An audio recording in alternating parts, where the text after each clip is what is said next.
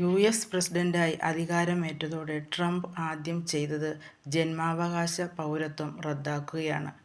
US. പൗരത്വം ഇല്ലാത്തവരോ green card ലഭിക്കാത്തവരോ ആയ മാതാപിതാക്കൾക്ക് ജനിക്കുന്ന കുട്ടികൾക്ക് പൗരത്വം നൽകുന്നത് നിഷേധിക്കുന്നതാണ് ഈ നിയമം. ഫെബ്രുവരി 20 ആ നിയമം പ്രാബല്യത്തിൽ വരുന്നത്.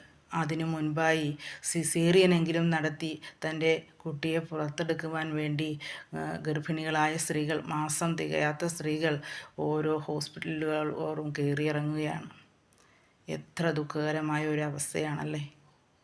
ഇങ്ങനെ സ്ത്രീകൾ ഇത്തരം പ്രശ്നങ്ങളെ നേരിടുമെന്ന് ഓർത്തു നോക്കൂ, ഗർഭിണികളായ സ്ത്രീകൾ. കൂടാതെ ട്രാൻസ്ജെൻഡർ വിഭാഗത്തിൽപ്പെട്ടവർക്ക് അവർക്ക് പ്രത്യേക പരിഗണനയൊന്നും നൽകില്ല. കുടിയേറ്റക്കാരെല്ലാം അവിടെ നിന്ന് ഒഴിഞ്ഞു പോകണം. ഈ ട്രംപിൻ്റെ മാതാപിതാക്കളും കുടിയേറ്റക്കാരായിട്ട് അമേരിക്കയിലെത്തിയവരാണ്. അമേരിക്ക എന്ന രാജ്യം കണ്ടുപിടിച്ചതിന് ശേഷം കുടിയേറ്റക്കാരായിട്ട് വന്നവരാണ് ആ രാജ്യത്തിലുള്ള എല്ലാ ആൾക്കാരും. എന്ത് നിയമമല്ലേ. അമേരിക്കൻ പ്രസിഡൻ്റായിട്ട് മത്സരിക്കുന്ന സമയത്ത് ട്രംപിൻ്റെ എതിരാളിയായിട്ട് നിന്നത് കമല ഹാരിസ് ആയിരുന്നു. അവർ വൈസ് പ്രസിഡൻ്റായിട്ട് തൻ്റെ കഴിവ് തെളിയിച്ച വ്യക്തിയാണ്. അതിനു മുൻപ് പ്രസിഡന്റ് സ്ഥാനത്തേക്ക് മത്സരിച്ച മറ്റൊരു സ്ത്രീയായിരുന്നു ഹിലാരി ക്ലിൻ്റൺ.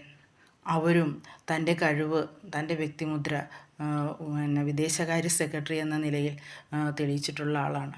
പക്ഷേ ആ രണ്ട് സ്ത്രീകളും പ്രസിഡന്റ് സ്ഥാനത്തേക്ക് മത്സരിച്ചിട്ടും അവരെ സ്ത്രീകളായതുകൊണ്ടാണോ ആ വികസിത രാജ്യമായ അമേരിക്കയിൽ പോലും അവരെ വിജയിപ്പിക്കാനുള്ള ശ്രമങ്ങൾ ജനങ്ങളുടെ ഭാഗത്തുനിന്നും ഉണ്ടാകാതിരുന്നത്?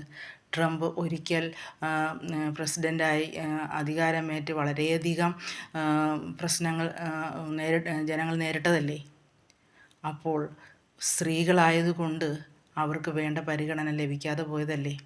അപ്പോൾ ട്രംപിനെ പോലുള്ളവരെ അവർ സഹിക്കട്ടെ. നിങ്ങൾക്ക് എന്താണ് പറയാനുള്ളത്?